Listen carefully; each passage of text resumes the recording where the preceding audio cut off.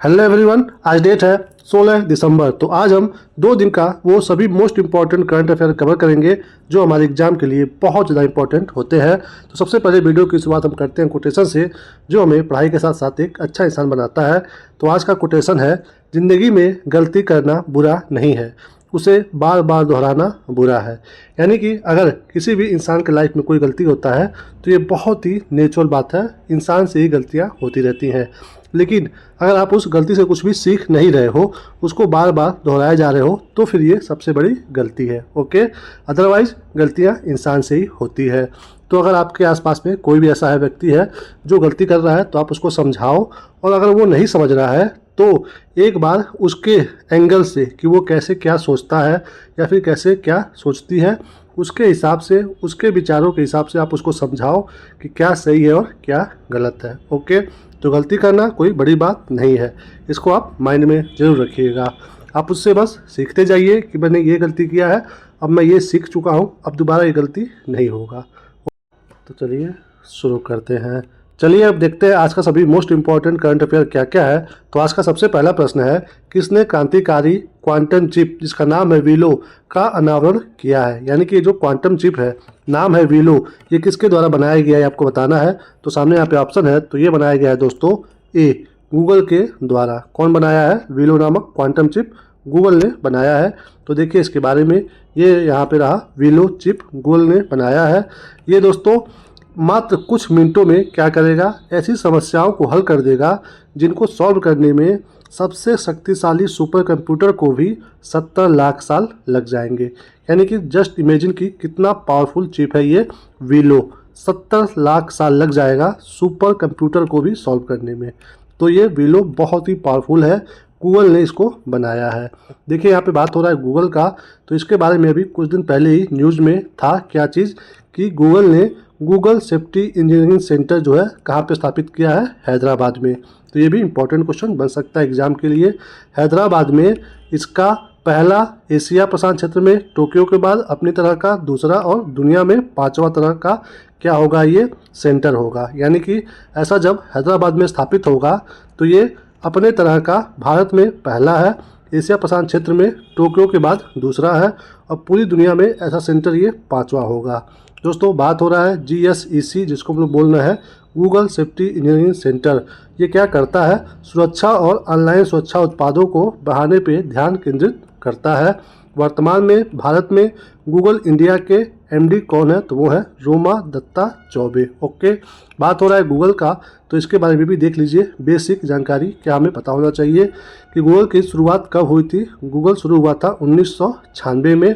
इसके द्वारा शुरू किया गया था, तो 2 व्यक्ति मिलकर के इसको शुरू किए थे, लैरी पेज और सर्गेई ब्रिन। इन 2 लोगों ने शुरू किया था 1996 में। पेज और ब्रिन ने शुरुआत में इसका क्या नाम रखा था? तो वो बैकरब रखा था। ओके, तो ये है गूगल का पुराना नाम बैकरब। इसको कब मिला मान्यता? एक निजी कंपनी का, तो वो मिला 4 सितंबर 1998 को। कि दोस्तों ये बना था कंपनी 1996 में, लेकिन ये निगमित किया गया 1998 में एज ए निजी आयोजित कंपनी। इसका मुख्यालय कहाँ पे है, हेडक्वार्टर? तो ये है कैलिफोर्निया में, यानी कि USA देश में। चलिए अब चलते हैं अगले प्रश्न पे। अगला क्या है, हाल ही में किस राज्य के किसानों की आय बढ़ाने के लिए विश्व बैंक ने लगभग $325 मिलियन का ऋण दिया है? तो बताइए कि कौन से राज्यों में ये दिया गया है। तो सामने यहाँ पे ऑप्शन है, तो ये दिया गया है डी, उत्तर प्रदेश को। कौन दिया है? विश्व बैंक। देखिए इसके बारे में डिटेल में यहाँ पे किसके लिए दिया है, किसानों की आय बढ़ाने के लिए। विश्व बैंक ने उत्तर प्रदेश सरकार को राज्य में किसानों की आय बढ़ाने के लिए $325.10 मिलियन का ऋण स्वीकृत किया है। ये किस योजना के लिए? यूपी एग्रीज परियोजना की जो कुल लागत आ रही है 3,903 करोड़ रुपए, या फिर इसको अगर आप मिलियन डॉलर में देखोगे तो 500 मिलियन डॉलर हो रहा है। तो इसमें क्या कर रहा है, विश्व बैंक दे रहा है 2737 करोड़ रुपए। ओके, और जो शेष बच रहा है वो देगा राज्य सरकार। और ये जो योजना है यूपी एग्रीज परियोजना, ये 6 वर्षों के लिए है। तो इस योजना के भी बारे में देख लीजिए डिटेल में, यूपी एग्रीज परियोजना के बारे में। इसका उद्देश्य है राज्य के पूर्वी उत्तर प्रदेश और बुंदेलखंड क्षेत्रों में कृषि उत्पादकता और किसानों की आय बढ़ाना, ये उद्देश्य है इसका। ये आपको एरिया पता होना चाहिए कि किस एरिया की बात कर रहा है। इसमें यूपी के 21 जिलों और बुंदेलखंड के 7 जिलों में लागू किया जाएगा। तो ये कितने जिलों में लागू हो रहा है ये भी एग्जाम के लिए इम्पोर्टेंट है। इससे दोस्तों 10 लाख किसानों को सीधे मदद मिलेगी और उसमें भी 1/3 क्या होंगी, फीमेल होंगी, महिलाएं होंगी।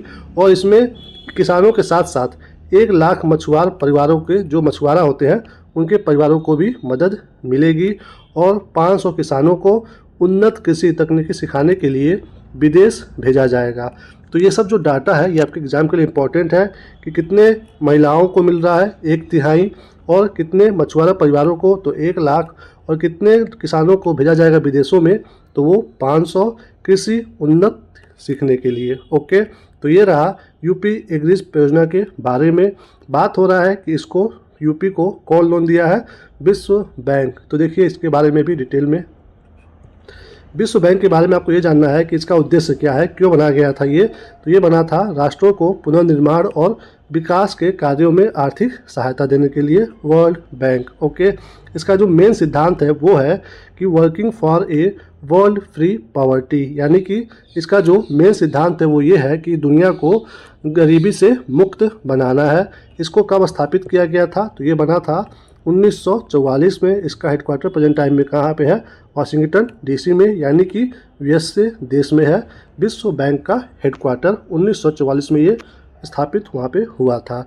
चलिए अब चलते हैं अगले प्रश्न पे। अगला क्या है, हाल ही में किस राज्य में 21वीं पशुगणना का शुभारंभ किया गया है।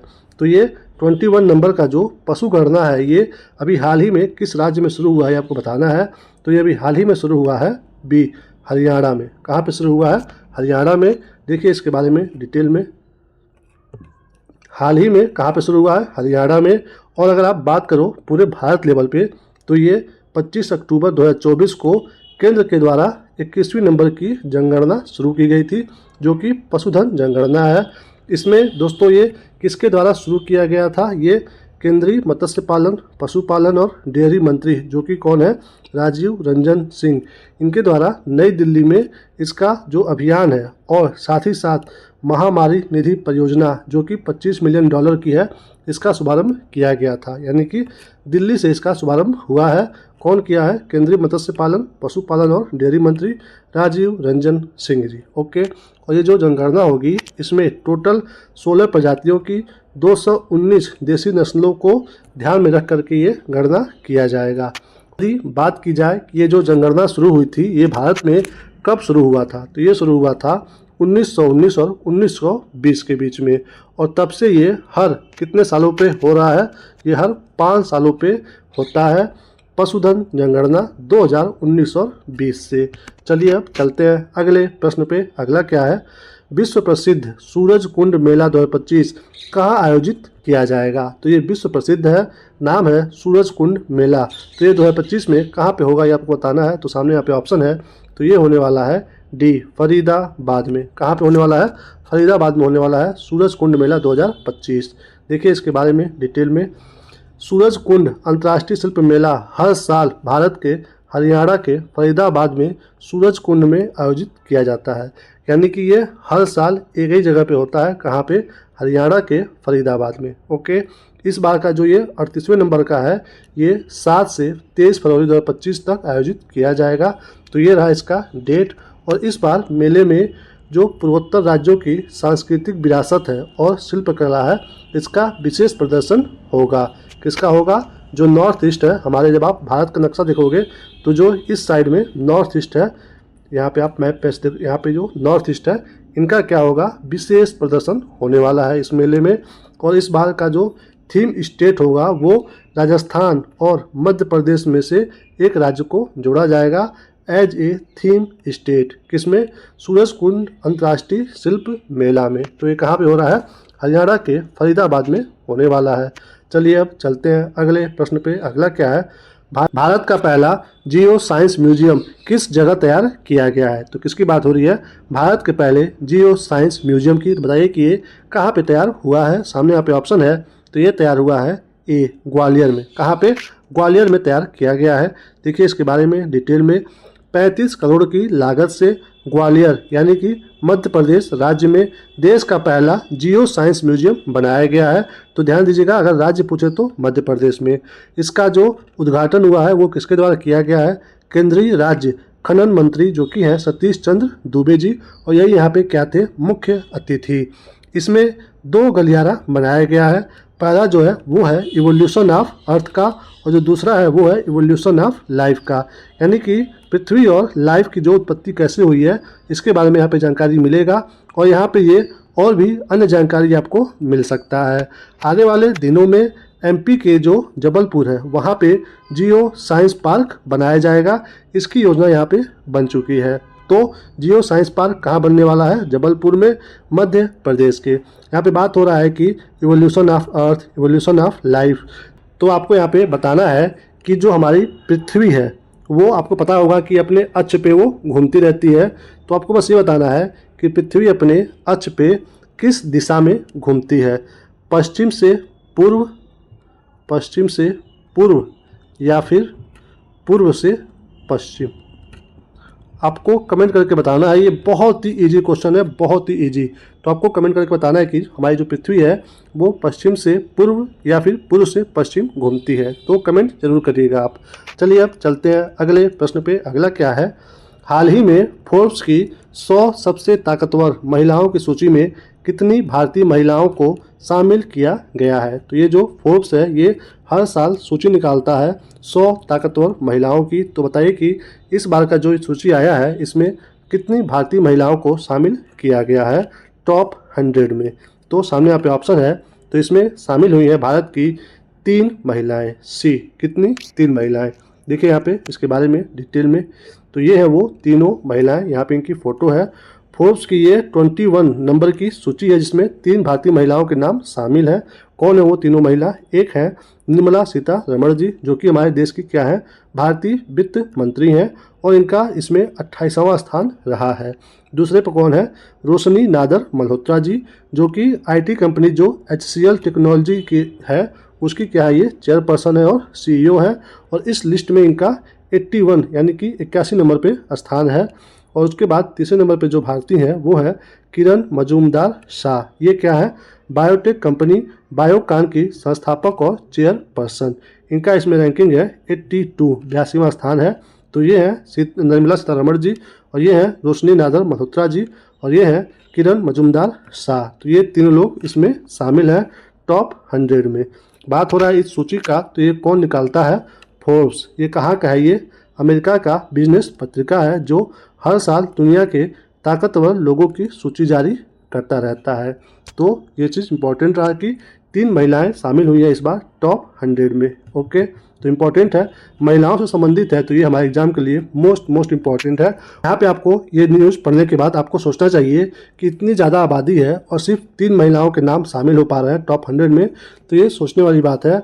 आपने बहुत ही फेमस लाइन सुना होगा, बहुत ही फेमस एक लाइन है कि अगर किसी भी देश को आगे बढ़ना है, तरक्की करना है, तो वहाँ की जो महिलाएं हैं, मान लीजिए कोई देश है 100%, तो नो डाउट वहाँ पे 50% पुरुष होंगे और 50% महिलाएं होंगी। तो सिर्फ पुरुष आगे बढ़ेंगे तो वो कितना आगे ले जा पाएंगे देश को? बिल्कुल पॉसिबल नहीं है। जब तक महिलाएं भी कदम से कदम मिला करके आगे नहीं बढ़ेंगी तब तक वो देश पूरा अपने क्षमता के हिसाब से आगे नहीं बढ़ पाएगा। तो इसलिए महिलाओं की भी भागीदारी मोस्ट इम्पॉर्टेंट है देश को आगे ले जाने में। तो सभी महिलाओं को भी आगे आना चाहिए। तो ये चीज़ बहुत ही फेमस लाइन है, इसको ऐसे समझाया गया है बहुत ही ईजी तरीके से। तो इसको ध्यान रखिएगा। और जो भी महिलाएं अपने ड्रीम को पूरा नहीं कर पा रही हैं वो कोशिश करें कि अपने ड्रीम को वो बिल्कुल पूरा करने के लिए एटलीस्ट मेहनत तो ज़रूर करें। ओके, क्या होगा क्या नहीं होगा वो आप छोड़ दो, बस आप कोशिश करो। ये बहुत बड़ी बात होगी, जब आप कोशिश करोगे तो नो डाउट एक न एक दिन आपको सफलता जरूर मिलेगी। चलिए अब चलते हैं अगले प्रश्न पे। अगला क्या है? हाल ही में किसने मुख्य सचिवों के 4थे राष्ट्रीय सम्मेलन की अध्यक्षता की है? तो ये कौन सा सम्मेलन रहा है? सभी राज्यों के सचिवों का सम्मेलन। तो ये 4थे नंबर का रहा है। इसकी अध्यक्षता किसने की आपको बताना है। तो सामने यहाँ पे ऑप्शन है, तो ये है सी, नरेंद्र मोदी जी, यानी कि हमारे PM जी के द्वारा इसकी अध्यक्षता की गई है। चलिए देखिए इसके बारे में डिटेल में। प्रधानमंत्री नरेंद्र मोदी ने दिल्ली में मुख्य सचिवों के 4थे राष्ट्रीय सम्मेलन की अध्यक्षता की है। कहाँ पे हुआ है? दिल्ली में मोदी जी ने किया है। यह 3 दिन का सम्मेलन रहा है, 13 से 15 दिसंबर तक, और दिल्ली में इसका आयोजन किया गया है। यह सम्मेलन क्या फ़ायदा पहुंचाएगा? केंद्र और राज्य सरकारों के बीच सहयोग और समन्वय को बेहतर बनाने के लिए एक महत्वपूर्ण पहल है। सम्मेलन में क्या बात हो रहा है? उद्यमिता, रोजगार, कौशल को बढ़ाना है। साथ ही साथ जो जनसांख्यिकी लाभांश है, यानी कि अगर हमारे पास ज़्यादा संख्या है तो उसका हम कैसे लाभ उठा सकते हैं, इन्हीं सब विषयों पे चर्चा यहाँ पे हुई है। यह सम्मेलन कब शुरू हुआ था? पहली बार ये शुरू हुआ था पहली बार 2022 में, और उस समय ये पहली बार कहाँ पे हुआ था? हिमाचल प्रदेश में। और अब पिछली बार जो 2023 में हुआ है, एक हुआ जनवरी में और एक हुआ दिसंबर में। तो वो दोनों कहाँ पे हुआ था? वो हुआ था न्यू दिल्ली में। तो पहला हुआ था हिमाचल प्रदेश में, दूसरा और तीसरा हुआ न्यू दिल्ली में, और इस बार 2024 में कहाँ पे हो रहा है? तो ये भी नई दिल्ली में ही हो रहा है। तो ध्यान दीजिएगा, पहली बार बस ये अलग जगह पे हुआ था, हिमाचल प्रदेश में। चलिए अब चलते हैं अगले प्रश्न पे। अगला क्या है? हाल ही में फ्रांकोइस बायरू को किस देश का नया प्रधानमंत्री नियुक्त किया गया है? तो क्या नाम है इनका? François Bayrou. तो बताइए कि कौन से देश के नए पीएम बने हैं? तो ये बने हैं फ्रांस के। सी, कहाँ के? फ्रांस के। देखिए इनके बारे में, ये इनकी फ़ोटो है। फ्रांस के नए प्रधानमंत्री कौन बने हैं? फ्रांस बारुआ ये नामित किए गए हैं, और यहाँ के जो राष्ट्रपति हैं मैक्रो, इन्होंने इनको ये जिम्मा सौंपा है। तो ये यहाँ के प्रेसिडेंट हैं, और ये यहाँ पे बने हैं कौन? PM Francois Bayrou. कहाँ के? फ्रांस के। तो देख लीजिए फ्रांस के भी बारे में हमारे एग्जाम में क्या क्या इंपॉर्टेंट क्वेश्चन आ सकता है। तो देखिए कि सबसे पहले इसकी राजधानी कहाँ पे है? तो ये है पेरिस में, जो कि सीन नदी के किनारे स्थित है। ये देखिए यहाँ पे सीन नदी है, पेरिस यहीं पे स्थित है। इसकी मुद्रा क्या है? तो करेंसी है यूरो। जब मुद्रा क्या था? तो वो था फ्रांसीसी फ्रैंक, और अब क्या हो गया है? यूरो। यहाँ पे 5 प्रमुख नदियाँ बहती हैं, जो कि हमारे एग्जाम में बार बार पूछता है। तो वो है लायर, रोन, सीन, गैरोन और दार्डाग्ने। और इन सब में फ्रांस की सबसे लंबी नदी कौन है? तो वो है लायर। तो ये सब इंपॉर्टेंट है फ्रांस की नदियाँ। फ्रांस का जो सबसे ऊंचा पर्वत है वो कौन सा है? तो वो है जूरा पर्वत। आपके एग्जाम में सीधे पूछ सकता है कि ये नदी कौन से देश में है, ये नदी कौन से देश में है, ये पर्वत कौन से देश में है? तो वो फ्रांस में है। और यदि बिल्कुल ऐसे पूछे तो आप देख सकते हो। और यदि आप बात करो फ्रांस और स्पेन के बीच में जो प्राकृतिक सीमा बनाता है वो पहाड़ कौन सा है? तो वो है पाइरेनीस पर्वतमाला। ओके, तो यहाँ पे देखिए आप फ्रांस के लोकेशन को, ये रहा स्पेन, ये रहा जर्मनी, और ये रहा फ्रांस। तो ये रहा इसका लोकेशन, और यहीं पे एक है मासिफ सेंट्रल। ओके, ये भी एग्जाम में बार बार पूछता है कि मासिफ सेंट्रल कौन से देश में है? तो ये पर्वत कहाँ पे है? फ्रांस देश में स्थित है। तो ये रहा इसका लोकेशन, और इम्पोर्टेंट क्वेश्चन ये सब एग्जाम में बनता रहता है, तो यहाँ पे आपको बता दिया गया है। चलिए अब चलते हैं अगले प्रश्न पे। अगला क्या है? हाल ही में पीएम मोदी ने प्रयागराज के किस तट पर कुंभाभिषेक किया है? तो बताइए कि कहाँ पे ये कुंभाभिषेक किया गया है मोदी जी के द्वारा प्रयागराज में? तो सामने यहाँ पे ऑप्शन है, तो ये किया गया है बी, त्रिवेणी तट पे। कौन से तट पे? त्रिवेणी तट पे। देखिए इसके बारे में डिटेल में। महाकुंभ की तैयारी का जायजा लेने पहुंचे पीएम नरेंद्र मोदी ने प्रयागराज के त्रिवेणी तट पर कुंभाभिषेक किए हैं, और यहीं पे इन्होंने 6,670 करोड़ रुपए से अधिक की कई विकास परियोजनाओं का उद्घाटन किए हैं। ओके, तो ये डाटा इंपॉर्टेंट है, ये भी एग्जाम में आ सकता है। और ये जो महाकुंभ है लगातार 45 दिनों तक चलने वाला महायज्ञ है। तो ये कितने दिन तक चलता है महाकुंभ, ये भी आपके एग्जाम के लिए मोस्ट इम्पॉर्टेंट है। बात हो रहा है यहाँ पे कुंभ का, तो कुंभ से भी कुछ क्वेश्चन आता रहता है। कैसे आता है यहाँ पे देख लीजिए। एग्जाम में आता है कुंभ के बारे में, पूछ देगा अर्ध कुंभ, कुंभ, पूर्ण कुंभ और महाकुंभ, कि ये कितने कितने सालों के बाद और कहाँ पे कैसे होता है। तो देख लीजिए इसके बारे में। ये जो बात है अर्ध कुंभ का, तो ये होता है हर 6 साल पे। कहाँ पे होता है? ये 2 स्थानों पे, प्रयागराज और हरिद्वार। तो अर्ध कुंभ होता है 6 साल पे, आपको ध्यान देना है। और किन 2 जगहों पे होता है? प्रयागराज और हरिद्वार में बस। ओके, और यदि बात करें कुंभ मेले का, तो ये होता है 4 जगहों पे। एक तो प्रयागराज में, उसके बाद हरिद्वार में, फिर नासिक में और उज्जैन में। और हर जगह ये 3-3 सालों पे होता है। ओके, तो मान लीजिए कि यहाँ पे 3 साल बाद हुआ, उसके बाद अगर ये हुआ, फिर ये हुआ, फिर ये हुआ, और फिर अगर ये हो रहा है, तो 12 साल बाद ये आता है, यानी कि हर एक जगह पे जो नंबर आता है वो 12 साल के अंतराल पे आता है। तो यहाँ पे ये बारी बारी से चुना जाता है। तो ध्यान दीजिए कि हर 3 साल पे 4 जगह पे कुंभ मेला होता है, प्रयागराज, हरिद्वार, नासिक और उज्जैन। और अगर बात करें पूर्ण कुंभ का तो ये एग्जैक्ट 12 साल बाद होता है। और ये कहाँ पे होता है? सिर्फ और सिर्फ प्रयागराज में, केवल प्रयागराज में होता है। और यदि बात करें महाकुंभ का तो ये प्रत्येक 144 साल बाद होता है। तो ये अंतर है अर्धकुंभ, कुंभ, पूर्ण कुंभ और महाकुंभ में। तो अगर बात करें महाकुंभ का तो ये होता है 144 साल बाद। कहाँ पे होता है? ये सिर्फ और सिर्फ प्रयागराज में। यानी कि जब 12 पूर्ण कुंभ बीत जाता है तब आता है महाकुंभ। ओके, यानी कि देखिए 12 पूर्ण कुंभ और कब होता है? ये 12 साल बाद। तो 12 गुणे 12 144। तो ये सिस्टम है महाकुंभ का। चलिए चलते हैं अगले प्रश्न पे। अगला क्या है? हाल ही में 3 दिवसीय विश्व हिंदू आर्थिक मंच का उद्घाटन कहाँ किया गया है? तो किसकी बात हो रही है? विश्व हिंदू आर्थिक मंच, जो कि ये 3 दिवसीय है। कहाँ पे उद्घाटन हुआ है आपको बताना है। तो सामने यहाँ पे ऑप्शन है। तो ये हुआ है मुंबई में। कहाँ पे हुआ है? मुंबई में इसका उद्घाटन किया गया है। देखिए इसके बारे में डिटेल में। इस वर्ष विश्व हिंदू आर्थिक मंच, जिसको हम लोग बोलते हैं WHEF, यानी कि वर्ल्ड हिंदू इकोनॉमिक फोरम, इसका अधिवेशन मुंबई में हुआ है। ओके, इसका उद्देश्य क्या है? भारत की यात्रा को वैश्विक आर्थिक नेता बनाना। और इस मंच पर आर्थिक, प्रौद्योगिकी, नवाचार, आत्मनिर्भरता पर चर्चाएं की गई हैं, जिसमें प्रतिष्ठित नेता, नीति निर्माता और उद्योग के विशेषज्ञ आए थे। बात हो रहा है इस सम्मेलन का। तो इसी के साथ साथ भविष्य के भी कुछ सम्मेलन को आप देख लीजिए, ये भी इम्पोर्टेंट है एग्जाम के लिए। तो इस बार तो हो गया है कहाँ पे? मुंबई में, यानी कि भारत में। 2025 में कहाँ पे होने वाला है? तो ये होने वाला है ऑस्ट्रेलिया देश में। ओके, और यदि बात करें विश्व हिंदू कांग्रेस का तो ये 2026 में कहाँ पे होने वाला है? मुंबई में। और अगेन 2027 में ये कहाँ पे होने वाला है? नेपाल देश में। यानी कि इस बार भारत में है, अगले साल ऑस्ट्रेलिया में और 2027 में नेपाल में, और विश्व हिंदू कांग्रेस 2026 में मुंबई में। इसका उद्देश्य क्या है? इन सब का भारत को 2047 तक वैश्विक आर्थिक शक्ति बनाना, ये उद्देश्य है इस मंच का। यहाँ पे बात हो रहा है कि इस बार का आयोजन मुंबई में हो रहा है। तो मैं आपसे यहाँ पे एक क्वेश्चन पूछने वाला हूँ कि मुंबई जो है वो कुछ टापुओं को मिला करके बनाया गया है।